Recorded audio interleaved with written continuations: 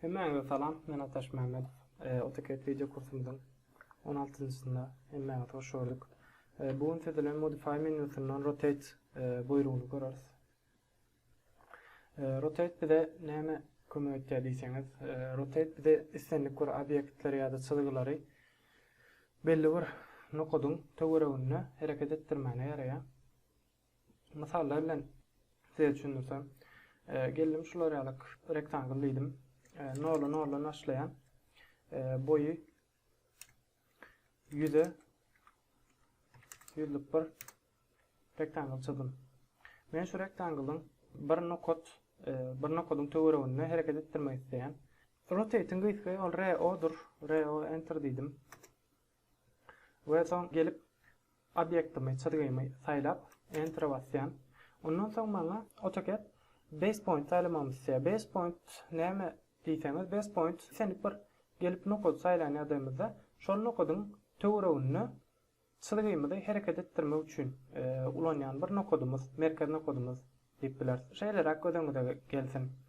Şu 4 tuşluk bir isenlik bir çizgi ýa-da isenlik bir obyekt diýip gözeňizde getirin we biz şu çizgiňiň şu nokodyny bir iňe dürtýär. We şol iňäniň töweregine biz çizgimizi hereket etdirýär diýip bilersiz. Erdikçe escape basıp çıktım. Täzeden ýöne size şulary alyk rotate ýa-da modify menüsiniň isenlik buyruguna ulanyp biljeňiz bir AutoCAD trigger uradyň. Gelip siz çizgide hareket etdirmek ýa-da kopýalamak ýa-da rotate etdirmek isleýän çizgiňizi gelip saýlap ondan soň RO enter diýip ýa-da baryp şu ýerden rotate saýlap ýygyny dowam edip bilersiňiz. Bu size bir-iki ädim böküp geçmäne kömek etýär. Aslında ýene şol işi etýär, söňe bir ädim has az etýär ýalyk mana gelýär. Etmese has aňdap. Geldim, seni base point'umy saýladym. We şulurda men şu 4 tuşlumy 45 derece öwürmek isleýän. Gonu men klawiatura 45 enter diýip çizgimi hereket etdirip bilýän. Ýene AutoCAD'de bilýänsiňiz, iň soňky eden buyrugumuzy ýene gaýtarmak isleýän ýagdaýymyzda enter'a basyp täzeden çagyryp bilýäs. Ondan soň men obyektimi saýladym. Enter diýdim. Base point'um täzeden şunu kod saýladym. We öňki ýagdaýyna getirmek isleýän ýagdaýymda -45 diýen ýagdaýymda öňki ýagdaýyna hem gelýär. Merkez nokodundan hatda bolsa base point'umuzy biz isenlik nokoddan saýlap bilýäs.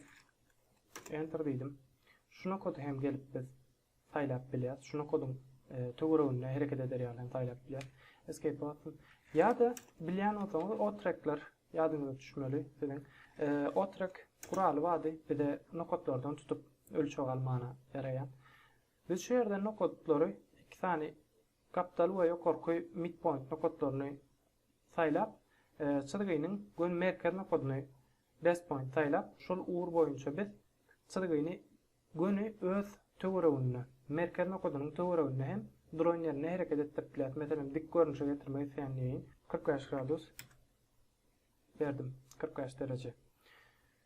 Başka aýdyryp bilinjek näme? Rotate menüsiniň aşaky funksiýonlaryndan size görüň bersem. RO enter diýdim. Geldim, adresini saýladım, enter diýdim. Merkez nokodyny saýlamak isleýär. Geldim. Rotate menüsiniň çak funksiýonlary copy we reference. Copy'ni size düşündirsem, şu ýerden gelip men copy'ni üstüne basyp bilen ýa-da C enter diýen şu gysga ýoluna hem ulanyp bilersiňiz. Rotate'in içinde oturup. Copy açary bize copy bilen rotate'in ikisiniň birleşen görnüşini ulanmana mümkinçilik berýär. Meselem, senlik bir uğurda, senlik bir derecede biz çizgimizi hem hareket ettirip we isen derejemizde bize bir kopyasyny döretmäne bize mümkinçilik berýär. Meselem, şu çizgini men 45 derece ýene aýdyna öwürip sekir boşluk çizmek isleýän ýagdaýymda copy buyruğu bilen, copy açar bilen gelip men -45 diýen ýagdaýymda enter diýdim we şu çizgini 45 derece aýdyna öwürdi ve bir kopyasyny döretdi. Ve 8 burçluğu şular al görnüşde emele getirdi. Geldim, delete basıp koydum. Reference'ı size düşünürsem şeyler akkor.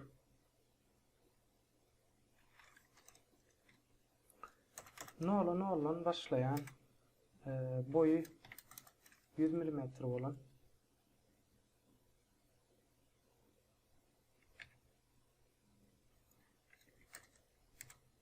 90 derecelik şeyler akkor. Çalışılma isteyenliydim. Line'liydim. Geldim şuna kodda biraz takladım. Biraz çektim. 5 enter dedim ve şuna kodla birleştirdim. Escape dedim. Yine enter'a bastım. Şuna koda gelip biraz takladım. Çepe taraf çektim. 5 enter dedim ve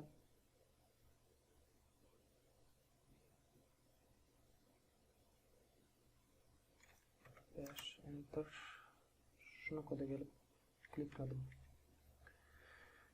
Men şu çıdıgayını